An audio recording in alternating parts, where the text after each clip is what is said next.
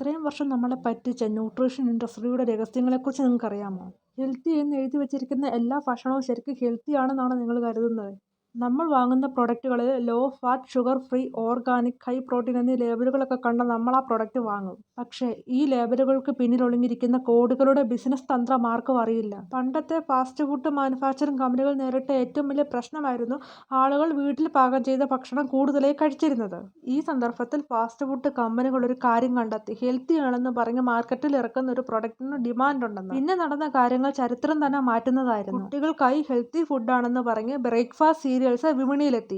പക്ഷേ പല ഉൽപ്പന്നങ്ങളിലും വളരെയധികം ആഡഡ് ഷുഗർ ഉണ്ടായിരുന്നു. Attractive packing, cartoon characters, TV add ഇവയെല്ലാം ചേർന്നപ്പോൾ ഈ ഫുഡ് ഐറ്റംസ് ഒക്കെ വളരെ ഹെൽത്തി ആണെന്നൊരു തോന്നൽ സൃഷ്ടിച്ചു. Law fat food products 1990s വളരെ ട്രെൻഡിങ് ആയിരുന്നു.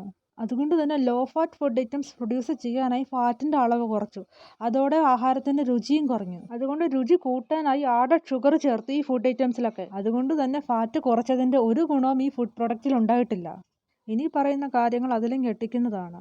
സോഷ്യൽ മീഡിയയുടെ വരവോടെ പിന്നെ ന്യൂട്രീഷൻ ഇൻഡസ്ട്രിയുടെ അടുത്ത അധ്യായം തുടങ്ങുകയായി. സൂപ്പർ ടേസ്റ്റി ആയിട്ടുള്ള ധാരാളം ഫാസ്റ്റ് ഫുഡ് ഐറ്റംസ് മാർക്കറ്റിൽ ഇൻട്രൊഡ്യൂസ് ആയതോടെ ജീവിതശൈലി രോഗങ്ങളും കൂടി. അതോടെ supplement, detox drink, fat burner തുടങ്ങിയ പദങ്ങളൊക്കെ നമുക്ക് സുപരിചിതവുമായി. ഇത് കഴിച്ചാൽ നിങ്ങളുടെ ജീവിതം തന്നെ മാറുമെന്ന ടൈറ്റിൽ എഴുതി ധാരാളം ഫുഡ് ഐറ്റംസ് പ്രൊമോട്ട് ചെയ്യുന്നുണ്ടെന്ന് സോഷ്യൽ മീഡിയ. പക്ഷേ സയൻസ് പറയുന്നത് ഈ ന്യൂട്രീഷൻ എന്ന് പറയുന്നത് വളരെ സങ്കീർണമായൊരു കാര്യമാണെന്നാണ്. ധാരാളം ഹെൽത്തി ഫുഡ് ഐറ്റംസ് ഉണ്ട്. പക്ഷേ ഇവയെല്ലാം എല്ലാവർക്കും ഒരുപോലെ നല്ലതാവണമെന്നില്ല. പ്രായം, lifestyle, genetics, health condition ഇവയുടെയൊക്കെ ബേസിൽ ഇതിന് വ്യത്യാസം ഉണ്ടാകും. കൂടാതെ ഒരു ഹെൽത്തി ഫുഡ് ഐറ്റംസ് മാർക്കറ്റിൽ നിന്ന് വാങ്ങണമെങ്കിൽ ഞാൻ ഈ പറയുന്ന കാര്യങ്ങൾ കൂടെ ശ്രദ്ധിക്കണം.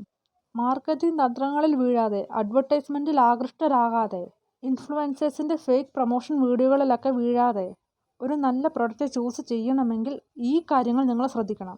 ഒരു പ്രൊഡക്റ്റിന്റെ പ്രൊമോഷന് വേണ്ടി പറയുന്ന കാര്യങ്ങൾക്ക് പിന്നിൽ എവിഡൻസ് ഉണ്ടോയെന്ന് നോക്കി ആ പ്രൊഡക്റ്റ് വാങ്ങണം. ഒരു പ്രൊഡക്റ്റിന്റെ ന്യൂട്രീഷൻ ഫാക്റ്റ് ഒക്കെ മനസ്സിലാക്കി വേണം ആ പ്രൊഡക്റ്റ് വാങ്ങാൻ. ഒരു പ്രൊഡക്റ്റ് വാങ്ങുമ്പോൾ നിർബന്ധമായും ആ പ്രൊഡക്റ്റിന് പിന്നിൽ റിലയബിൾ സയൻസ് ഉണ്ടോ എന്ന് ചെക്ക് ചെയ്യണം.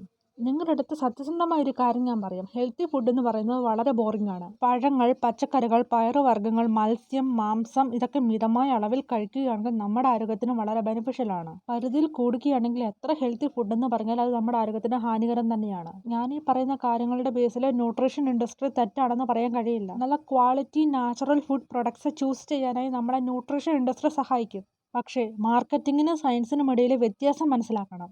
അടുത്ത തവണ നിങ്ങളൊരു ഫുഡ് ഐറ്റംസ് വാങ്ങുമ്പോൾ ഈ കാര്യങ്ങൾ ശ്രദ്ധിക്കണം. ഫുഡ് പ്രോഡക്ട്സിന്റെ പാക്കിങ്ങിൽ ആകൃഷ്ടരാകാതെ ലേബലും കൂടെ ചെക്ക് ചെയ്യാൻ ശ്രദ്ധിക്കണം.